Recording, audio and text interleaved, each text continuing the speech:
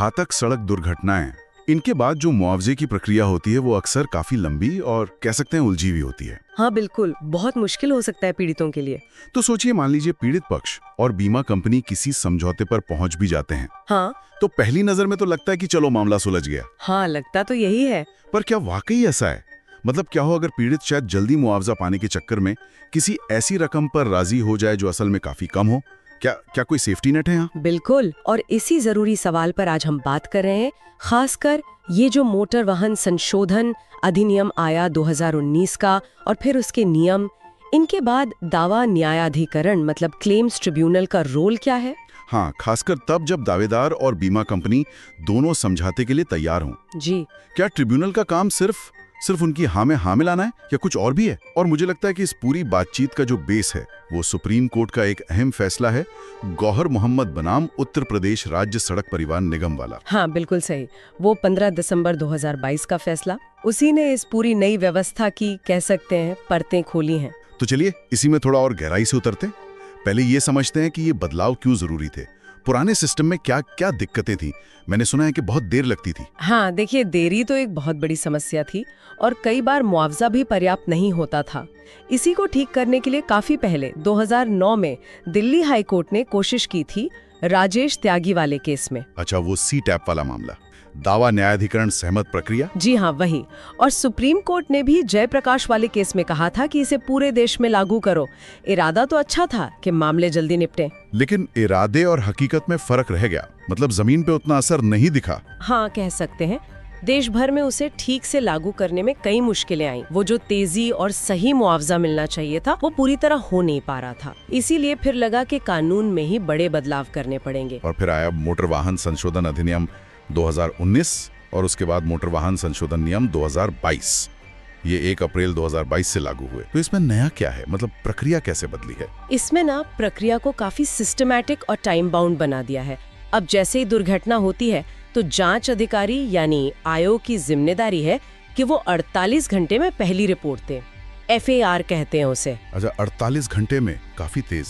हाँ, फिर 50 दिन में अंतरिम रिपोर्ट IAR और 90 दिन के अंदर अंदर पूरी विस्तृत रिपोर्ट DAR तैयार करके ट्रिब्यूनल को, पीड़ित को, बीमा कंपनी को और SLSA यानी लीगल सर्विस अथॉरिटी सबको देनी होती है। अच्छा, तो मतलब सारी जानकारी जल्दी से जल्दी एक जगह आ जाती है। फिर समझौते वाली बात कब शुरू होती है? तो जैसे ये DAR फाइल होती है उसके 30 दिन के अंदर धारा 149 के तहत बीमा कंपनी का एक नामित अधिकारी होता है, डेजिग्नेटेड ऑफिसर। वो दावेदार के सामने ट्रिब्यूनल में ही समझौते का एक प्रस्ताव रखता है।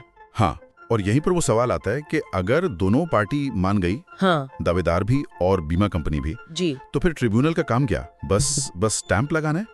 यहीं पर गौहर मोहम्मद केस कुछ अलग कहता है ना? बिल्कुल, यहीं पर सुप्रीम कोर्ट ने बहुत साफ किया है। गौहर मोहम्मद मामले में कोर्ट ने कहा कि भाई ट्रिब्यूनल कोई डाकघर या रबर स्टैंप नहीं है कि बस सहमति देखी और दर्ज कर दी। अच्छा। हाँ, कोर्ट ने कहा कि ये ट्रिब्यूनल का परम कर्तव्य है कि वो ये पक्का करे कि जिस मुआवजे पर सहमति बनी है वो न्यायोचित और उचित है, जस्ट एंड रीजनेबल। अरे वाह, यानी कि अगर दोनों पक्ष राजी भी हों भी ट्रिब्यूनल को देखना पड़ेगा कि रकम ठीक है या नहीं। ये तो पीड़ितों के लिए बहुत बड़ी बात है। हाँ बिल्कुल, ये मोटर वाहन एक्ट की जो कल्याणकारी भावना है उसी के हिसाब से है। ट्रिब्यूनल को सहमति दर्ज करने से पहले खुद संतुष्ट होना पड़ेगा कि हाँ, ये प्रस्ताव ठीक है। तो सिर्फ संतुष्ट होना है या कुछ और भी?